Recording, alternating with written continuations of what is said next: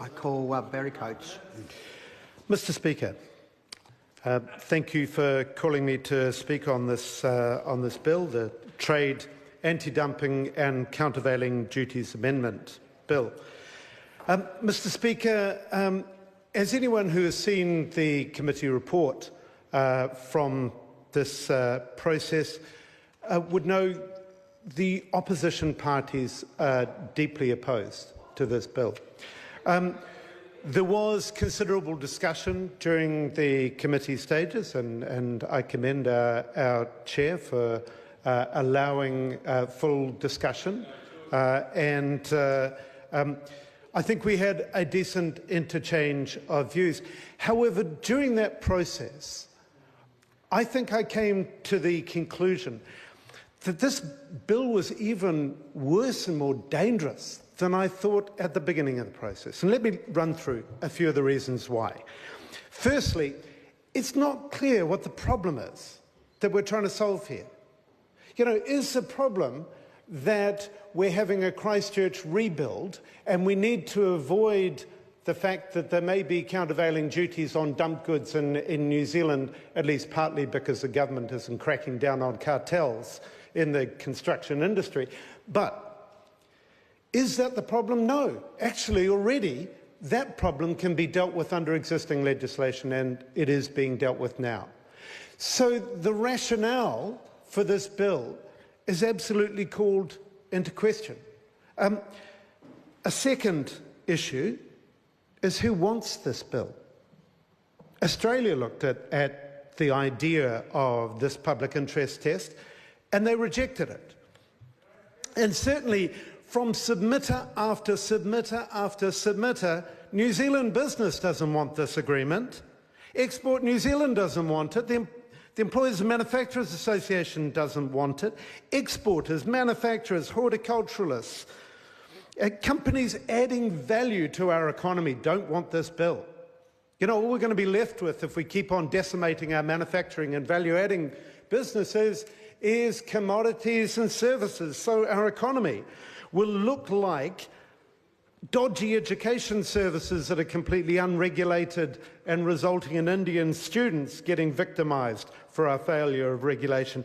We're going to be having foreign trusts that are hiding money in tax havens here. We're going to have real estate, financial engineering and flipping McDonald's burgers.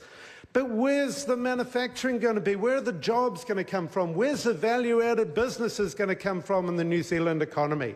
If we keep on having measures like these anti-dumping provisions that are included in this bill, then we're going to drive the remainder of New Zealand's value-adding industry out of this country.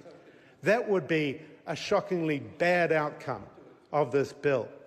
Now, you know, we think the government is going in entirely the wrong direction in this bill.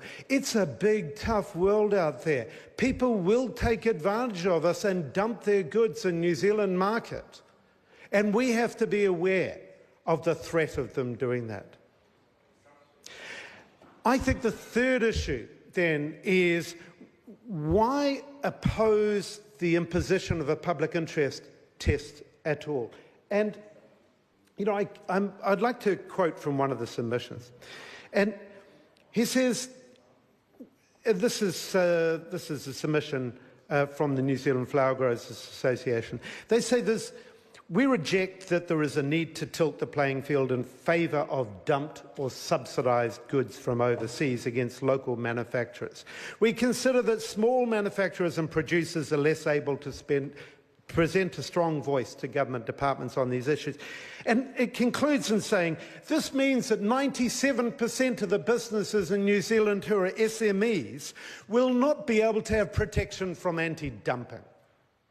This is the kind of thing that this government is introducing in this bill, and it's the wrong kind of regulation.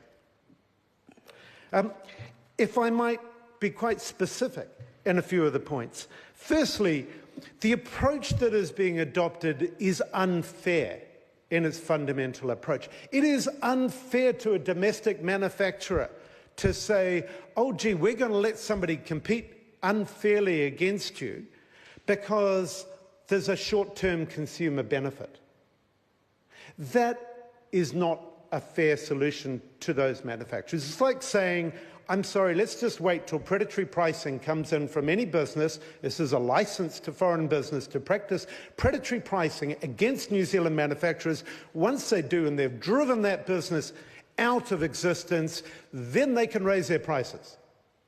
This is not a sensible bill to introduce for New Zealand. It allows us to be gamed by other companies, and it means that our businesses in New Zealand cannot compete fairly. Secondly, and this sounds like a minor point, but there are deep and fundamental failings in the methodology that would be applied to this public interest test. We've heard that there are 8 factors to consider, but those factors are so vague that they don't do what is precisely required, which is to balance the real costs and benefits of this decision, not only in the short term, but in the long term and dynamically across the whole economy. It is, as we've heard, an unfair and complex test. And we went back to officials time and time again to say, how are you going to do this? What's the quantification of this thing? And we did not hear any satisfactory answers as to how they're going to quantify these factors. What you will have is a series of qualitative judgments that will not stand any rigorous test, and certainly not stand any rigorous test in a court. Secondly, the methodology suffers because it's only a partial look. So what we heard about the methodology is it doesn't include a dynamic situation where you might have a manufacturer that was trying to grow a business and they were being compared with consumer welfare from allowing a foreign manufacturer to dump products at below their price. And what you lose is the jobs, but you don't just lose them for a one period. You lose what happens to the benefits from that company adding value, employing New Zealanders, having spin-off businesses, building a supply base, and having the dynamic base to New Zealand economy that we desperately need and we've lost too much of. And the third issue is that we quizzed the officials on what's the fundamental methodology that you would use in order to compare the consumer surplus to the loss of New Zealand jobs and New Zealand value added. And what we heard back was an analysis that they would use Treasury to do a kind of consumer welfare argument. What they said was, well, we can't ever imagine a situation where the consumer welfare wouldn't be greater than the loss of New Zealand value added. What effectively the model is saying is that it's going to elevate the short-term benefits to consumers for buying canned peaches at a slightly cheaper price to the viability of the fruit industry for New Zealand over a long period of time. And that kind of failing in the methodology is really fundamental to this bill. It should not proceed. The Green Party thoroughly opposed this bill. We entered a joint minority report, which eventually got integrated into the report of the committee. And we think that it would be deeply unfair to New Zealand companies to continue with this bill. We welcome the new Minister, Jackie Dean. There is still time for her to listen to reason, not only the Green Party. God forbid that she should listen to the Green Party, but she should at least be listening to New Zealand business. She should at least be listening to small and medium-sized enterprises who are being driven out of business by this stupid policy. So I'm sorry, Mr. Speaker, to put this strongly, but we do feel strongly about this. We feel strongly that New Zealand business should have a fair opportunity to grow their businesses in New Zealand, that we shouldn't be penalising our local businesses who are being predated by foreign companies. We should offer them the kind of protection under anti-dumping law, which is our right.